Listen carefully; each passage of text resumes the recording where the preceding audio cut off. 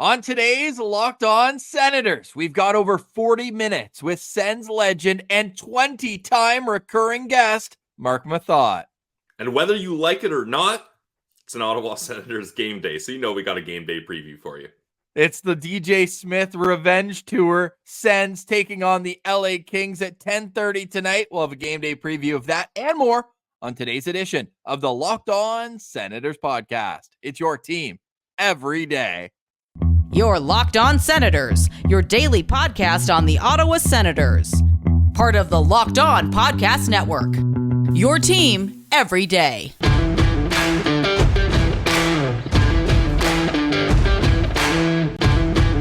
I'm Jake Sanderson, and you're listening to Locked On Senators podcast. I'm Tim Stützle, and you're listening to the Locked On Senators podcast.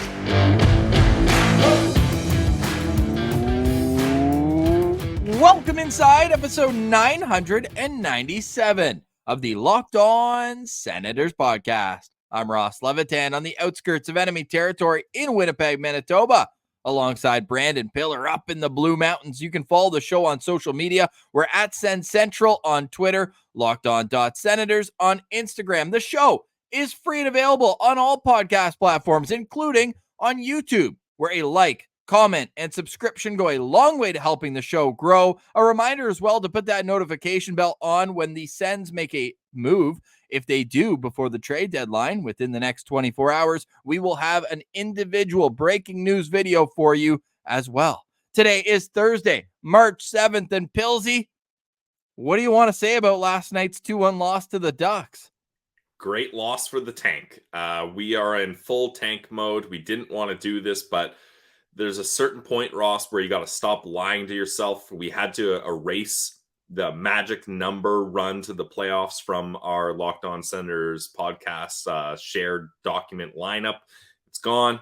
We are tanking. The full focus here is on Tankathon spins and getting the best possible draft pick we can for the 2024 NHL entry draft. We are Ottawa Senators fans. With 22 games left. Pretty sad when you think about it, especially that run the Sens were on where they felt like they were finally starting to find the consistency that general manager Steve Staios talked about yesterday is still missing from their game. Is it immaturity? Do they have the wrong dynamic? These are all the questions that the Sens management is asking themselves right now. But they've got to play games. And with 5 losses in the row, the Senators are now heading to LA to take on a Kings team that's coming off a loss to the Vancouver Canucks, a Kings team that is pretty upset with the way they've played over the last number of games after a red-hot start. I'm not feeling good about this game tonight in downtown Los Angeles. I got to say, Pilsy, I think we might be going for 6 in a row, which I guess spin zone is now good. We got to start changing our mindsets, Ross. As soon as you said I'm not feeling good about this game, I was like, what, you think they're going to win? So it's tough. Shifting to tank mode is tough. It takes time. I had a couple slip-ups in the postcast last night where I couldn't figure out what I wanted, what the good narrative, what the good spin zone was, where to put the positives, but we're going to get there. And this game, second half of back-to-back up against the LA Kings DJ Smith revenge game, look out. It's like jet lag, where sometimes it takes a few days for you to adjust accordingly. But look, this is where we're at. Yep. For a while, I was worried about, balancing losses with the mood in the room, because you don't want the end of the year, everyone to kind of go home. I guess you want them upset. You want them to be genuinely rattled with how poorly they've played for long stretches this year. But you don't want the parade to trade demands where you could then end up on the top line with Alex Barkov and Sam Reinhart. But yeah, oh man, I miss Vladdy already. But he's going to score a big playoff goal against Toronto this spring. Oh, definitely. And we're going to tweet out the Sens won the trade. The issue is, like, we've seen this year in, year out, where the Sens are out of the playoffs by November. There's a spark of hope in February, and then it completely dies out again. And then they end the year off ripping off like one of the hottest streaks in the league.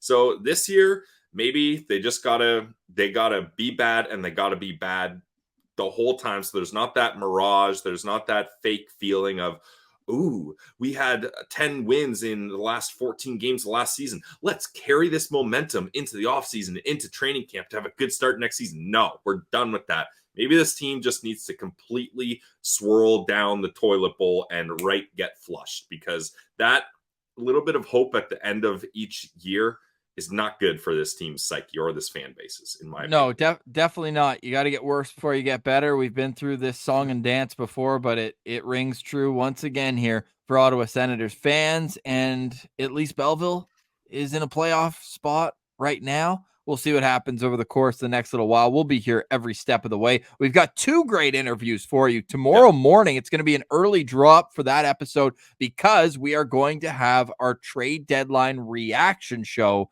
at 3:00 Eastern. We're working on some special guests for you for that and a whole lot more. So stay tuned on Locked On Senators and wherever you get your podcasts. I think this is 3 p.m. Eastern. You want to go see live on YouTube. We're going to have a blast recapping all the trades that go down over the course of the next 24 hours. What more will Vegas do to make the rest of the league mad after already acquiring 2 pieces, including Noah Hannafin from Calgary last night? But with Hannafin off the board, will Jacob Chychrun get moved is the big question in Sens land. And then you've got some peripheral pieces where Eric Branson and Mark Hassler. But I know I said it tongue-in-cheek on last night's postcast, but I actually mean it. I don't think Steve Staios can make a trade today because they might be without Thomas Chabot already due to his re-aggravation of an injury last night. And Matthew Highmore. They legitimately might not have enough players to play in the game tonight if they make moves. Yeah, like this is classic tank problems, Ross. That's where this is the state of this team right now. I mean,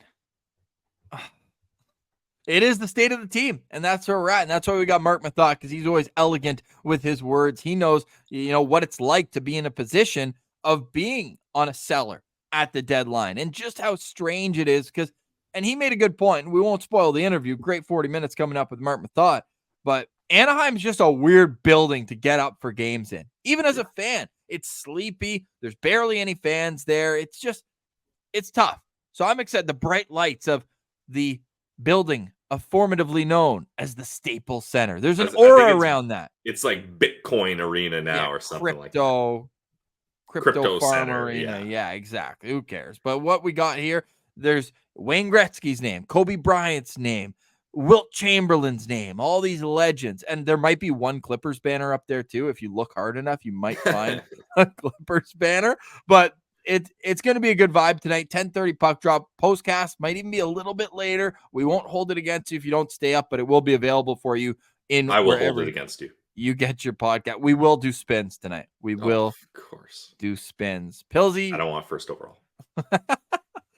For context on that, go check us out on Twitter at Sen Central, on Instagram, LockedOn.Senators. Marc Methot's up next. You're listening to Locked On Senators, your team every day. Today's episode is brought to you by our friends over at Mary J's. Mary J's is a locally owned cannabis dispensary in the Ottawa area, and it started off with 3 best friends making a life-changing decision, and they grinded and they put the work in, and they got 4 stores in the Ottawa area now. The Ottawa locations are Riverside South, Orleans, Greeley, and Russell. Mary J's offers the best and newest products in the market, and they're adding stuff to the menu every single week to keep things fresh. Whether you're a rookie trying to find some new stuff that you like, or a grizzled vet that already knows what they want and you want to be in and out of there quick, they got you. They got competitive pricing. In fact, they will price match any store in Ottawa. That means you're guaranteed to get the best price around when you shop at Mary J's. They got the best customer service too, friendly bud tenders that are always ready to help you out. In fact, one of the owners, Dashy, absolute beauty, diehard Sens fan, you can usually find him at one of the 4 locations. So go say what up to Dashy, ask him about how many tankathon spins he's made that day, and about all the latest, greatest products that Mary J's has to offer. Go check it out today, guys. Mary J's Dispensary.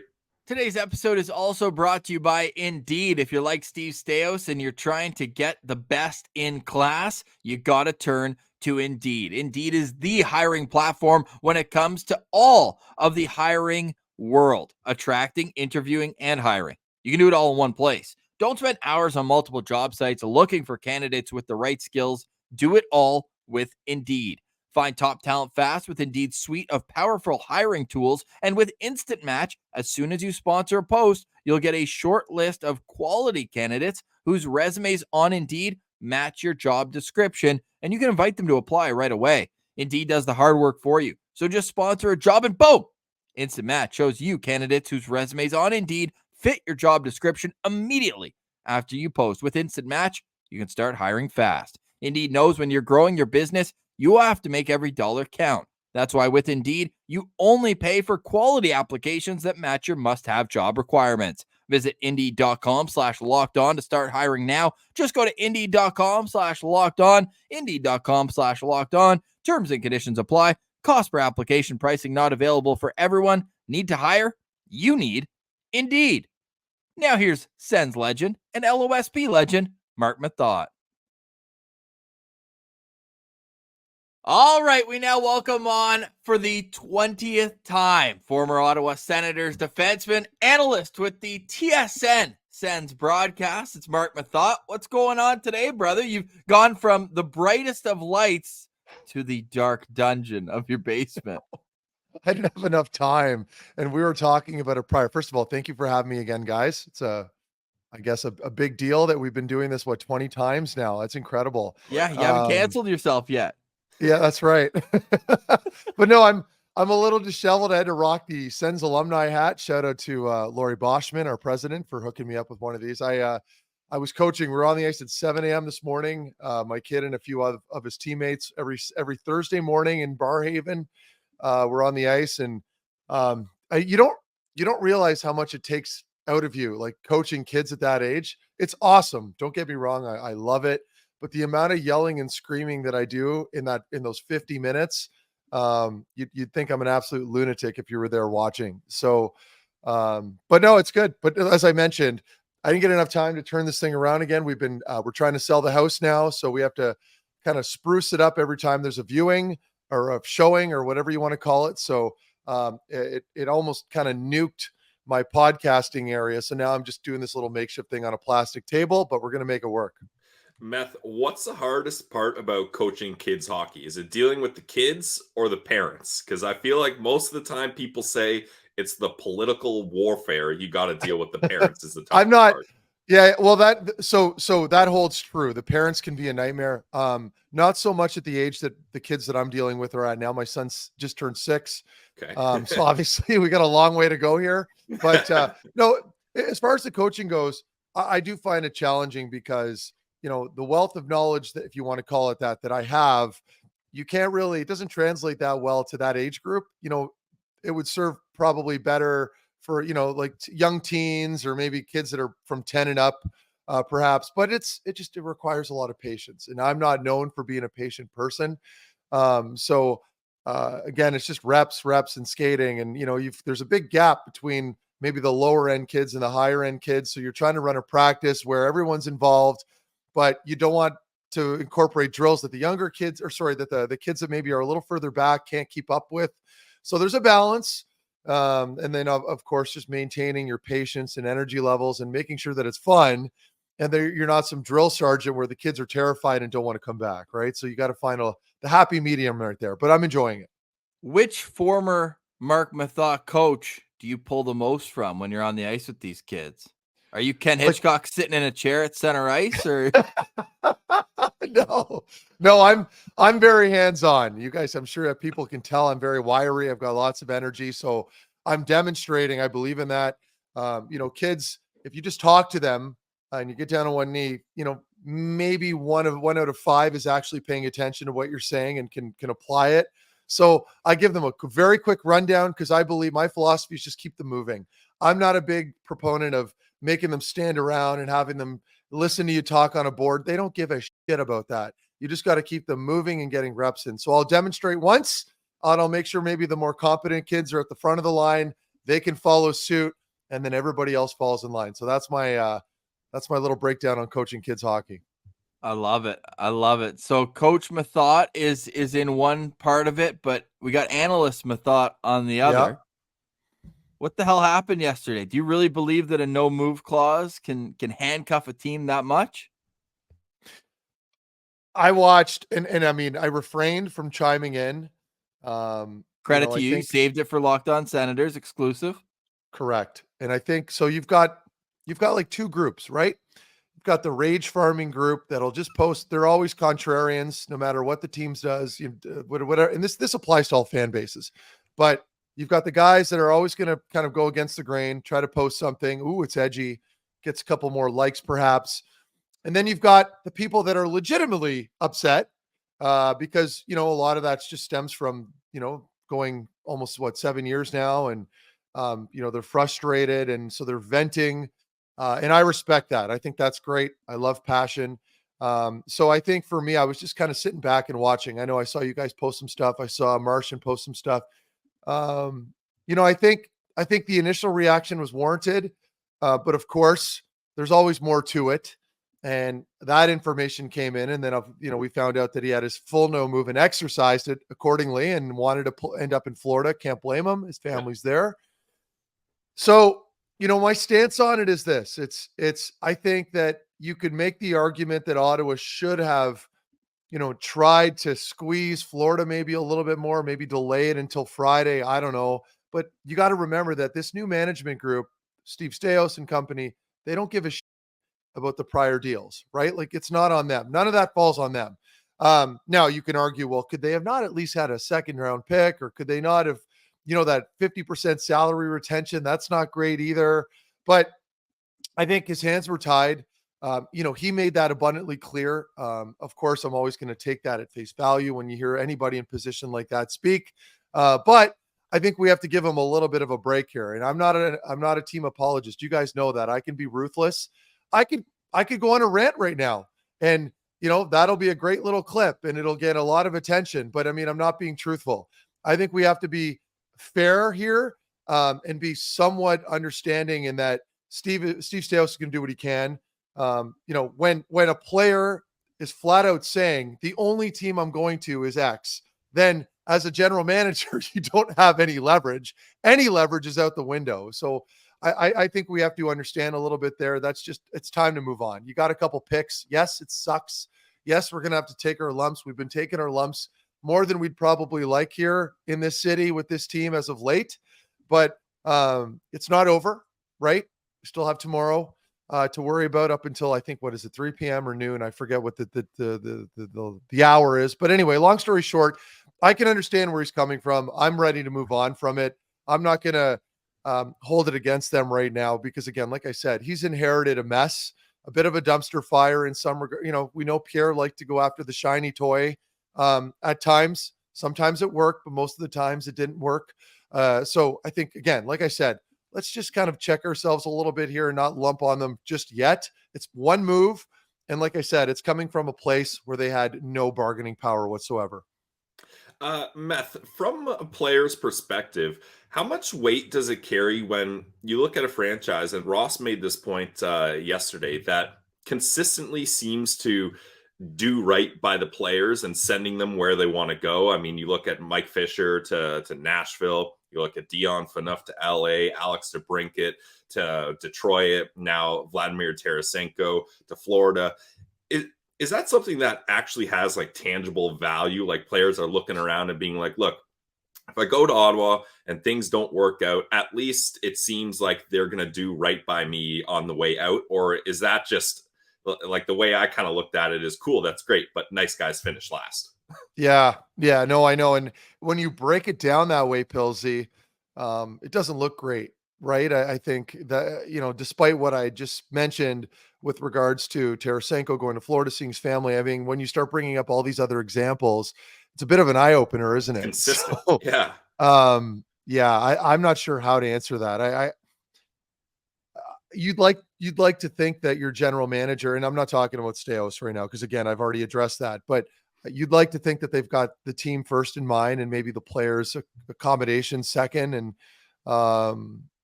I hope moving forward that the team does take a little bit more of a ruthless approach. When I say that, maybe I'm comparing to a team like Vegas, for example. They're not exactly known for caring a whole lot about the individual or at You were least they the don't put first. the individual before the team, right? And Yeah, so I got to be true. careful with my words. Of course, they care about their players, but I think that's sort of the approach you need to take. And when you do that, it has, inadvertently, you're kind of sending a message to the group, right? Like they know, okay, well, if I'm not going to perform, I might land somewhere maybe a little less desirable. I'm not going to sue any teams like I've done in the past year, because that usually doesn't do well for me after we do these shows. But you'll end up in a less desirable place to play, and that's something that I think should be in the back of the players' minds. But look, I think ultimately Ottawa is different than a lot of other teams, and I think that's just a reality.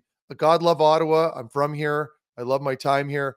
But they're always going to have to go a little bit more above and beyond to accommodate players and make players want to play here. I think, and you got to think about it. I think I ran into it. Look, I'm all over the map right now, but I ran into a guy I know very well at the gym yesterday. He was actually on the Sens trip through Nashville with his kid. They won that contest. Nice. And we had a great conversation about, that was his first time going to Bridgestone Arena in Nashville.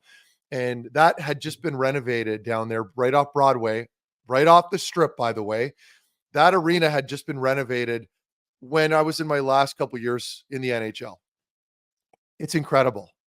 And not only is the arena incredible, but the location, it's unbelievable, guys. Like, you're right off the strip.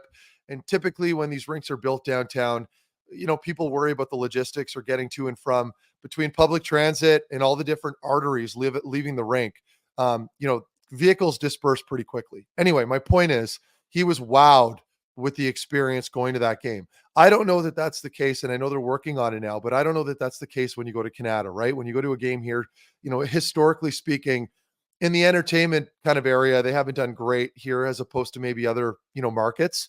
I think they're trying. They fixed the lighting. That was fantastic. I think they fixed the speakers, or they added some sound or whatever. So they've made some small changes, and they're slowly planning on making more in Ottawa, which is very good.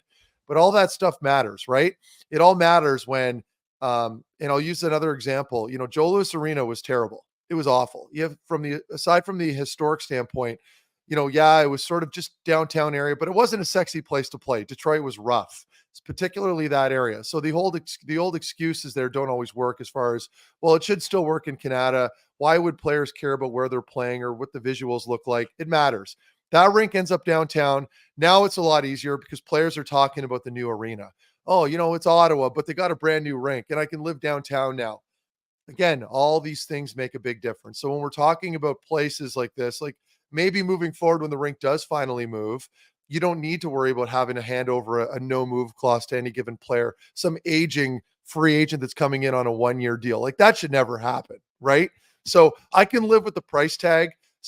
It's the no move clause that handcuffs the team. And so moving forward, hopefully at some point when there is a plan to move, I feel like people are downplaying this. It's going to have a nice effect on the on-ice product as well. This isn't just an off-ice product thing. So I apologize for going way off topic here, but all this ties into the organization, the location, the building, making it a sexy place for players to be and play in. And I think once that happens, these conversations are going to go to the side, and we're not going to have to worry about this anymore. Big time. And Edmonton's a good example of that too. They kind of built around the Bingo. rink, and that was always, it was like Edmonton, Winnipeg, Ottawa, that would be on. And I'm telling you, grade. Yes, and I'm telling you, I selfishly want the team to stay in Canada. I am moving 30 minutes west of Canada. It does not benefit me in any way whatsoever having to drive all the way downtown. Trust me. But having played in these places, around the NHL, and Ross, you made another really great point there. Edmonton was never really a sexy place to play. Their old barn, it was just kind of dark. It was very intimidating driving in there. It's an empty, wide open field just on the outside of downtown in a kind of a rougher area. Now they've got their new rink. It's gorgeous. It's attached to a casino, a nice hotel. All that stuff matters. That's all I'm saying. Yeah, no, it's a great point. You mentioned the winds of change. Well, will there be more changes? After the break, we'll get into what's left on the Sens trade bait list. We're just about 24 hours away from the trade deadline. And what is life like as an NHL player around trade deadline? That's all coming up next. You're listening to Locked On Senators, your team every day. Today's episode is brought to you by our friends over at Factor. Guys, get started on your resolution with Factor so you're ready to start a new year with a new you. Factor's ready-to-eat meal delivery takes the stress out of meal planning and sets you up for success in the new year. I hate when 4 o'clock comes around. I don't know what's going to happen for dinner. Texting my girlfriend, we're both stressed out about it. Get rid of that with Factor. Chef-crafted, dietitian-approved meals delivered right to your door. You got over 35 meals to choose from per week. They got keto options, calorie smart, vegan, veggie, and more. You can have lots of different snack options even. They got breakfast, smoothies, juices, snacks to keep you going. Skip the overpriced takeout trap. Factor is cheaper, way more delicious than takeout. Need a special occasion meal? Don't worry, they got you covered. Anniversary coming up, you're not ready? Gourmet Plus is the perfect solution if you're looking for fast upscale options done easy. Not only does Factor offer fast, simple solutions when I'm too busy to cook, they help me stay on top of my goals. They got protein plus, keto, all those good things. So head to factormeals.com/lockedonnhl50 and use code LOCKEDONNHL50 to get 50% off. That's code LOCKEDONNHL50 at factormeals.com/lockedonnhl50 to get 50% off. Check it out today, guys. Factor. Today's episode is also brought to you by Robinhood. Robinhood is the place to go. Did you know that even if you have a 401k for retirement, you can still have an IRA? Robinhood has the only IRA that gives you a 3% boost on every dollar you contribute when you subscribe to Robinhood Gold. But get this, now through April 30th, Robinhood is even boosting every single dollar you transfer in from other retirement accounts with a 3% match. That's right, no cap on the 3% match. Robinhood Gold gets you the most for your retirement thanks to their IRA with a 3% match. This offer is good through April 30th. Get started at robinhood.com/boost. Subscription fees apply. And now for some legal info. Claim as of Q1 2024, validated by Radius Global Market Research. Investing involves risk, including loss. Limitations apply to IRAs and 401ks. 3% match requires Robinhood Gold for 1 year from the date of first 3% match. Must keep Robinhood IRA for 5 years. The 3% matching on transfers is subject to specific terms and conditions. Robinhood IRA available to U.S. customers in good standing. Robinhood Financial LLC, member SIPC, is a registered broker-dealer.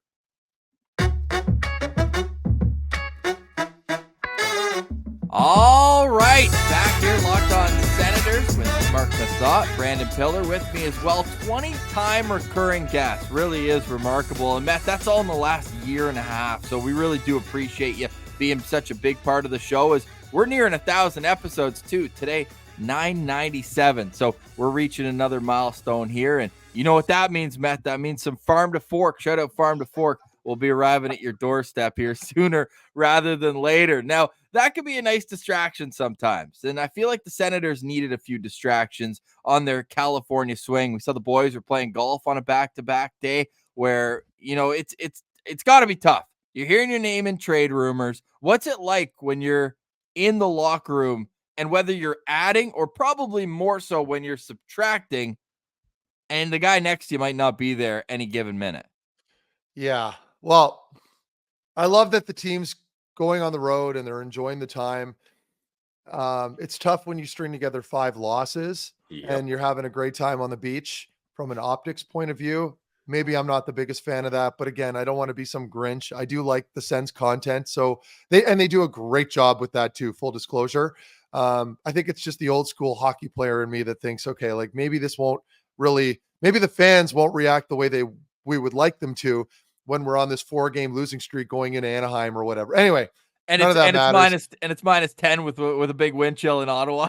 That's what I mean. You know, like it's not always the best look. And I think for me, more importantly, I want to see the team angry that they're on this losing streak. I don't want to see them having a good time outside and then going golfing. And then like, you can still do all those things, but maybe don't, I don't know. Anyway, I'll leave it at that. So yeah, the trade deadline's looming now. I think as a player, you know, it's inevitable. You know that when you're on a losing team like this, somebody's gone, and it's not always guaranteed. Obviously, a lot can change. Maybe Staios nothing really comes to fruition, or nothing worth a while. Maybe you have to wait until the off season, especially if we're talking about potentially a core player.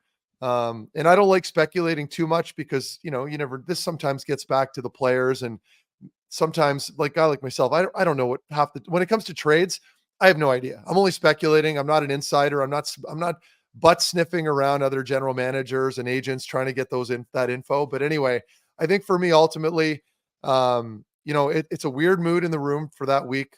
It's kind of negative. It is a distraction no matter what people tell you. And usually players are pretty forthright and will admit to that. But, all you can do is focus on your game. And to me, I mean, if you're on the block, if your name rather is on the block, I think that's also motivation to go out there and play well. And maybe, if your name happens to be on the trade block, it's probably an indicator that you're not having the best season. And so maybe you can impress that one scout or general manager that is paying attention and you end up on another team in a better situation. That worked out for me. I love my time in Columbus. I thought I was playing pretty strong hockey toward the end, but there was opportunity at World Championships. There were some Ottawa scouts there. I played my ass off and I got an opportunity. I knew that I was on the block too, by the way. That was something that didn't really catch me that off guard. So it was motivation for me. So I'm hoping, granted, I didn't like the way they played last night. I know that, okay, they came on in the third period, but, and I will add, playing at the Honda Center is weird. It's a tough building to play in. It's very dark and gloomy. Dude, not there's a ton leak. of energy. There's a leak. There's a leak pregame. See, I didn't even know that. Well, there you go. So there's also a leak. It's a weary building. It's tired in there almost. Like when you walk in there, it is hard to get up for a game, and you're coming out of the California sun and then you walk into this kind of a Dungeness style rink. It's not a bad rink. It's not ugly. I mean, God, I would have loved to have played there, I'm sure. But as a visiting team, when you go in, it's not great. Now I would counter that point with this last point, and it's that I don't like what I'm seeing right now. I'd like to see the team play with a lot more pride than they are. I know, like I said, I know they came on late, but I had this conversation with some of the dads this morning. It's like, I almost don't want to see the team go on this long or short, whatever it is, on this win streak, or end the season on a high note where it distracts all the fans, which they always do, from the abysmal season that they had. I think it's time to take your medicine here as a team. And, like this, you are what you are. You deserve the criticism. I don't want to hear about anybody's feelings getting hurt here. I think it's open season. You can be critical of this group. And they're still pretty young. And I think you have to be smart with the way you approach it when you are criticizing certain players. Like a guy like Stützle, for example. I liked his game. Thought he played pretty well last night. There was a lot of energy. Didn't accomplish a whole lot, or rather from a finishing standpoint, obviously. But, the effort was there. I can live with that. But you played Anaheim. Look at the shot count through two periods. You didn't even play Anaheim. You played San Diego. They didn't have McTavish, Zegras, Carlson, Henrique, and Carrick just got traded. So where's the killer? So where's the killer instinct? You know what I mean? And again, I know I'm not playing anymore, and I'm sure some players see this stuff where they'll run into a clip and go, "What the settle down, Methot." Like I get that, but now this is my job. What do you think they're saying about us? Yeah, well, and fair, but so that's my point. It's like, where's the extra effort? Where's the pride? And this is a good opportunity for me to talk about Florida. Like, I've been watching Florida a lot lately. The other day, I think on the weekend, who did they play on the weekend? They played the same day. Was it Saturday where they played Detroit? Toronto was playing against. Oh my God, no, not Buffalo. They played Buffalo last night. Boston? Toronto? No, was it? Boston. No, they played. Boston. It was a great day for hockey. There was a lot of great hockey games that day. And I think they played Boston, or was it New York? I don't remember. It was Boston, right? Oh, they played, well, the rain, that was last Saturday. It was the Rempe Reeves. Way off point. The point is, I was watching the Detroit game, and I know talent-wise they're up there. Obviously, they've got some great pieces. But for me, it's the effort. It's the, like the grit. Like, they're getting involved. They get dirty. They play with emotion. And I think, like, when you look at some of when you look at the makeup of the team, between guys like Cousins, Tkachuk, Bennett, like, they all play with like a chip on their shoulder. And I'm not even getting into the back end, or even Florida's fourth line, where they got that Gadovic. I don't even know if I'm saying his name properly. They got Lomberg. Like, they've got a lot of sandpaper. So when people used to like listen to me preach about sandpaper last season, or even the year before, and be like, you were so wrong. And I want all of them to just turn around and be like, Mark, not just me, but a lot of people, you might have been onto something. maybe we are a little soft. Maybe we are a little soft. And maybe it does matter to have a little bit of toughness in your lineup. And I'm not talking about fighters, I'm talking about hard pests, guys that are competitive, that give a shit. Those are the guys I want. Things are going well. You're not getting a lot of shots on net. Give me a forward and plant him right in front of your opponent's goaltender and get in his face. Talk shit to him. Talk shit to the defenseman. Like, that's what I want to see. And so to finish my point, because I know I'm scrambly today. I've got mashed potatoes up here, but I think ultimately mashed potatoes. Yeah, mashed potatoes. That's the worst kind. But I think ultimately it's like, just show me what you have. Show me some compete. And like, you don't have to be you don't have to be a tough guy. You don't have to be a third line guy. You can be a first line player. It doesn't matter. Just show some emotion, get involved, throw a jab at net front, try to get under someone's skin. That has an effect in the group. Like when you're sitting on the bench, I just burped, sorry. When you're sitting on the bench and one of your buddies is out there and he's plowing and he's getting into it and there's a scrum and guys, he's taking shots, like that wakes you up. Yep. You're all of a sudden you're going, shit, like I got to get involved here. Like coach is paying attention. He sees that so-and-so is engaged today. I got to get my game up here. And that can't be Brady doing it every night. And so you need everybody involved. So I guess that would be my heated sort of rant is you're on a 4-game losing streak and that's the performance last night. And there were some good spurts during that game, I know, but it's not good enough. I'm done with these feel good silver lining, you're still losing the game. Well, outside of the third period where Ottawa had 8 high danger scoring chances, after 2 periods, it was 5-0 for Ottawa. Only 5 high danger scoring chances, 2 in the first period, 3 in the second. And Anaheim had 0 in both. And they're playing Anaheim. Yeah. And so it was 2-1 Anaheim after the second period. Yeah, and I know. Listen. The Anaheim's first goal there in the second period. Who's credited? Off of Sanderson. It went off Sanderson, right? So that was bullshit. But it shouldn't come to that. It shouldn't come like at that point you should already have a pretty commanding lead, or at least a couple goals, put a couple on the board. So anyway, I know that's one game, but it's such a perfect example of how this team has played for the most part this season, right? So again, that's where the need to have good 200-foot players in your lineup, particularly up front and even on the back end. I mean, that back end's too soft. Yeah. And I'm not a fighter. I don't have a long list of fights where I could back up that I'm a tough guy when I played. I'm just saying I'm not seeing enough like meat and potatoes back there, like hard to play against a net front, good little box outs, good sticks. Like they're too easy to play against in the D zone. And there's a list. Yeah. So that list means nothing, because I still played hard. And again, I know the game's changing and I'm not expecting everybody to be a mirror image, but it's just, and then, guys getting hurt all the time now. And we don't have enough size back there. I could go on, and there's so much I would do to this lineup if I was given the opportunity. But it's not a lot, like the adjustments don't need to be major. You just need a little more depth up front. A couple of them need a kick in the ass. They're getting it, but it's kind of a lost cause of a season now. So I'm not really sure how to approach it. Defense, they need another big boy back there for sure. No question. That third pairing's a joke. And then I would finish my point with, I don't know if it's a goaltending issue in Ottawa over the last couple of years, or if it's just sort of attached to, the poor defensive structure in front of the goaltending. So again, bit of a mess. I'm a fan, as everyone knows. You can tell I'm passionate. I just want to see the team do well. Quick game of would you rather here, Meth. I'm interested on your perspective. As a player, would you rather be on the road for deadline or at home? I feel like there's pros and cons to both. If you're on the chopping block, it might kind of be nice to be on the road and just away from all the noise. Yep. Particularly if you're playing in Canada. After practice, you're going to have, a lot of media coming into the room and, surrounding you and flanking you and asking you these hard questions. Now the team does a very good job at kind of protecting the players a little bit. They've got guys, the media people, that kind of control how much exposure you're getting. But yeah, I think being on the road for Ottawa this week is good. Only, they're not playing well, so I'm not really sure how to assess this. It's just, I guess from a distraction point of view, it's good to be away. That's how I would answer it. Maybe away, but not as far away as possible. Like being in Yeah, California. well, that's it, right? So Yeah. then that's the only crappy part is if you do get traded when you're on the road, it's awkward if you fly back with the team.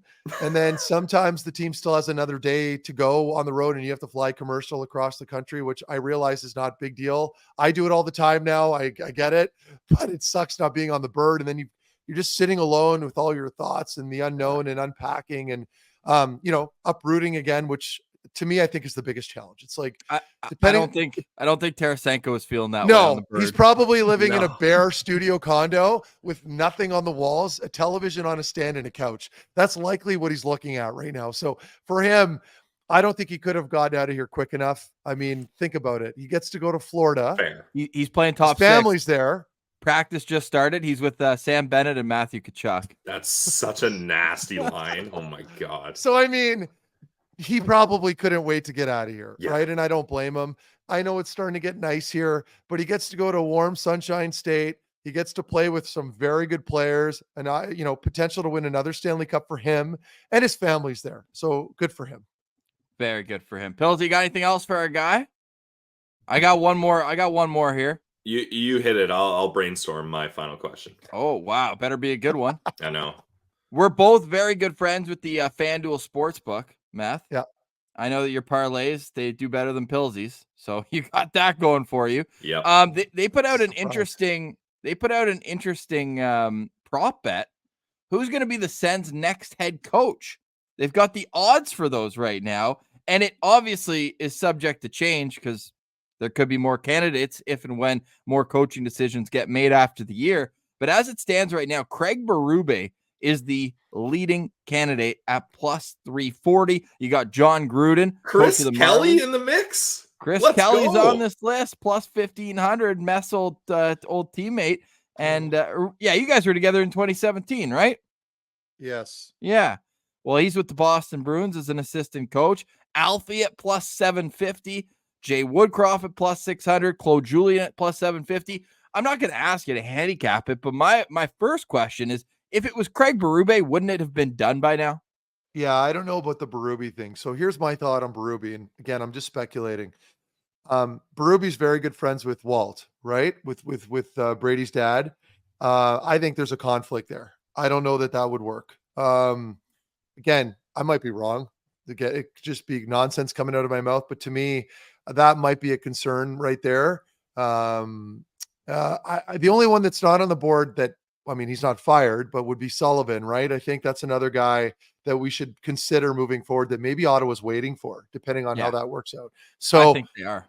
Yeah, and to me, that would make the most sense. Like, I'd like Sullivan over all those other names. That's just my opinion. Like Kells is, I would not hire another first. You want experience, right? Yeah, Kelly might end up completely being, he might be a Hall of Fame coach in 30 years from now. I don't know. But right now, what I do know is Ottawa, they need a guy to come in here and similarly to Jacques Martin, but obviously someone younger that can handle the full season. And I'm not saying Jacques can't. I would love Jacques to be the head coach. But if it isn't Jacques, then it would have to be another very well-known, well-experienced, a lot of job security, isn't shy to hold the top guys accountable. A guy that can sit Brady, a guy that can sit Tim when they're not playing well and be like, you sit right there on the bench, and not shy to do that. I think that's what you need. I'm not saying that'll happen, but that would be my philosophy as far as coaching. You'd want a guy that would be, unapologetic, rigid in his game plan and can hold players accountable. You don't want a buddy anymore. So Sullivan might be the guy. He might strike a good balance there. Again, Berube, I think there's too much conflicting, friendship stuff going on there. I don't know that that's a good idea. So other than that, Gruden, I know, has been floated around a lot, but not an NHL coach yet. I think we're done with that. I don't care for Jay Woodcroft either. Me neither. I'm not going to talk SHIT about him, but I've heard stuff. So for me, maybe Julian, McClellan, Gallant. But the problem is I want accountability and I want energy. That might be Sullivan. Yeah. And you don't have to go too far to make a connection. Jacques Martin was his assistant coach when they won the Stanley Cup. Yeah, True. good point. 2017. Very good point. And Jacques is going to be part of the coaching hiring decisions. So that's definitely something well, there you that'll go. come into play there. Final question for me here, Meth. Steos talked to the media yesterday, and most of what he said was very guarded and very kind of politically correct answers, and that's fine. That's a refreshing change for Sens fans to see that from the general manager. But there was one thing that he said that I'm curious to get your opinion on. He mentioned that it's a possibility that they might even go and try to acquire a UFA just to take him for a spin here, which is, I don't know, seems like a funny way to put that. We're just going to take this guy for a spin quickly here.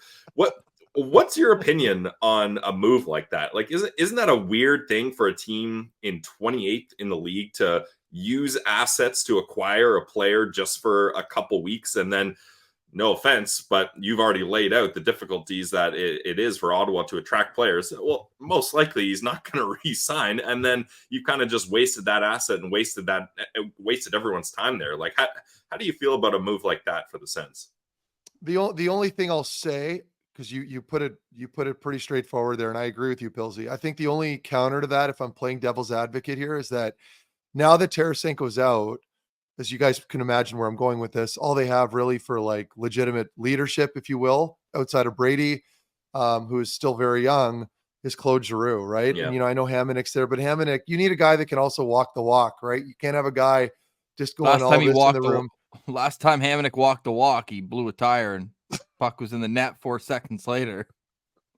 So, and I love it. I bet he's the best. I bet he's the best. I don't know a lot about him. I know he's a good pro. But I'm also not going to pump his tires. I never really met him before. But I mean, at the end of the day, you can't continue to put a player out there that isn't performing well, because what kind of message does that send to the group? I always hated that as a player when, the coach or the general manager would opt to put some old aging 30-some-odd-year-old dude that can barely move. I'm not saying Hamonic is that guy, but I'm saying as a young defenseman, it sent the wrong message, because it wasn't about merit anymore. It was just, you're just bringing in some guy and you felt bad and you felt the need to play him because he's a vet. I think with Hamonic, just sit him. You bring him in. If there's an injury, I'm sure Hamonic can live with that too. So I think, again, to answer Pilsey's question, I get it as far as a leadership thing goes. I just don't know who that player is. I'm not going to sit here rather and pretend to have all those answers. I don't. If it's a low cost and it's a relatively proven role player, because I'm assuming it won't be a top 6 guy, then that's fine. Bring him in. Yeah. He can help out. You can elevate a young player. Who knows? Maybe bring up a player from Belleville that's deserving. The concern here, the only thing I'll say is, the concern here is with such a young group with a lot of very young, impressionable players. It's imperative they have some good players to look up to. That's all I'm going to say. And we know what this team, look at, this is just the reality of the NHL. You don't win in this league without good leadership. You need veterans. Look at what we're getting with all these young teams this year that we've seen, that we had high hopes for. They all shit the bed halfway through the season. They came out of the gate strong with their young legs, but the 82 game season is an absolute grind. And you need guys that can hold everybody, keep everybody kind of cool. Don't let them get too high. Don't let them get too low. That's what vets do. They kind of they're almost like coolers, right? Like, they're in the room, their presence is there. They can hold players accountable. That's what you need. So maybe bring in a guy, but you're right, Pilsy. Like, the only question here is, what's the cost?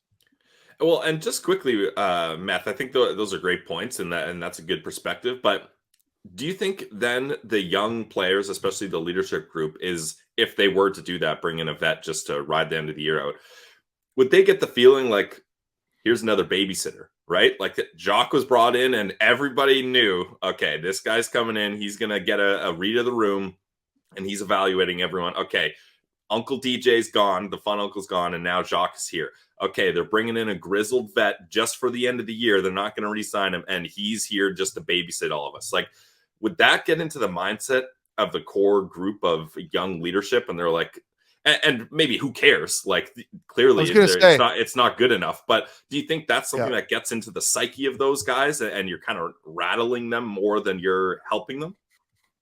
I mean, a part of me, does it matter? I guess a part of me thinks like, this is what you deserve. Yeah, exactly. I mean, they were given the keys. They were given the keys last year. They're given the keys again.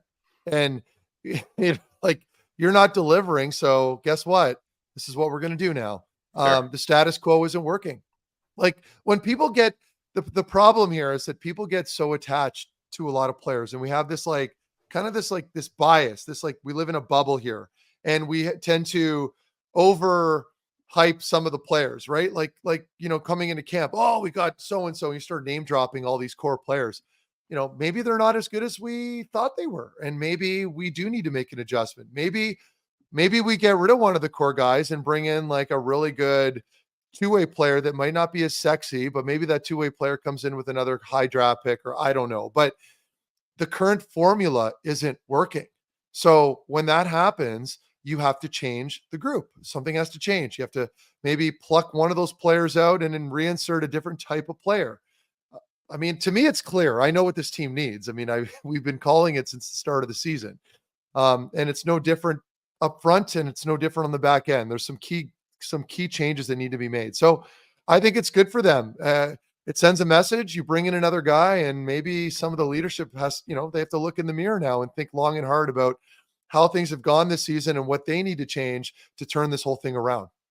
Well said, Meth. We'll leave it at that. I will say, though, I was a little early to jump on Tarasenko's line mates. He's actually playing with Sasha Barkov and Sam Reinhart. So, Peace. I mean, no matter where you put him, he's going to be in a good spot on that top line. Yeah. Top line. Ottawa's and you know what? He's the one thing about Tarasenko, because I played against him a ton when I was in Columbus and he was in St. Louis because we were in the same division. Yep. I never realized how big he was. I saw him at Farm Boy here. I saw him at Farm Boy a couple months ago. It was during the winter. I don't know what I was doing out in Canada, but I saw him there, and I saw him walking around. I didn't realize not only how tall he was. I always had this idea that he was a smaller guy, smaller in stature. He's a tank. He is big. He's thick. He's heavy. And I saw that in his game a lot. I'm sure you guys have seen that too, where because the game's evolved so much now and players are just not quite as heavy, you don't get the big lumbering players anymore. He's a unit out there. So I think he'll serve that group very well in Florida. I think it's exactly what they needed. And Barkov's the perfect guy to find him in the right spot. You see that assist he had last week? It's that second effort over the top, on his feet, making the pass across. Sick. Insane. Really nice. Yeah. We have to leave you with this, because I know everyone's asking. Every time you're on the show, everyone wants updates on Brass. Obviously, recovering from a big injury. How's he doing? He's doing well. I was talking to him this morning. Brass is obsessed with hockey. Brass is Jason Spezza. So he's a white whale on this show. Tell him we'd love to have him. I will. I might not be watching a game at any given point, and he'll ask me questions during the game, or he'll text me after about something, and I'll be like, dude, I missed it. And he'll get mad at me. He'll say, your opinion is worthless if you're not watching the games. Like, he'll literally call me out. So shout out to Derek. He's doing great. He's just outside of Montreal. He built a house on the St. Lawrence, or bought a house, I should say. He's got his boy now. They're doing great, but baby's healthy, not a baby anymore. But things are good. I think he's still go ahead. The knee's doing all right. He's playing men's league. He's on the ice all the time now. I don't know how exactly it feels, but it sounds like he's playing some pretty competitive games. I think he got into it with a player a couple weeks ago, or a couple months ago, I should say. It's been a while. Some small little fellow was talking shit, and Derek called him a French fry, I think, or something like that. It was pretty funny how he explained it to me in French. But those pickup games in Quebec, it's a different game. They're built different out there. Like, they take it seriously. So my point is, he's still as competitive as he's ever been. He's doing great. We'll try and get him. We'll try and get him on the show. Yeah, I'd love it with both of you guys. That'd be awesome to shoot it back and forth. I'm sure you two have a couple stories. But hey, Meth, we appreciate you all the time coming on 20 times. That's a huge milestone. Nobody else is more than 10. Just want you to know that. Massive. You got Ian Mendez at 10, Marc Methot at 20. I do it because I want to support what you guys are doing. I love the passion, and you guys come from a genuinely great place. I always get compliments from other people around if they ask me about the Locked On show, and you guys get showered with it. So keep up the good work. Looking forward to doing this again down the road. That's Marc Methot alongside Brandon Piller. I'm Ross Levitan. A reminder, if a trade breaks, we will have immediate reaction for you on YouTube and wherever you get your podcast. This has been another edition of the Locked On Senators podcast, your team every day.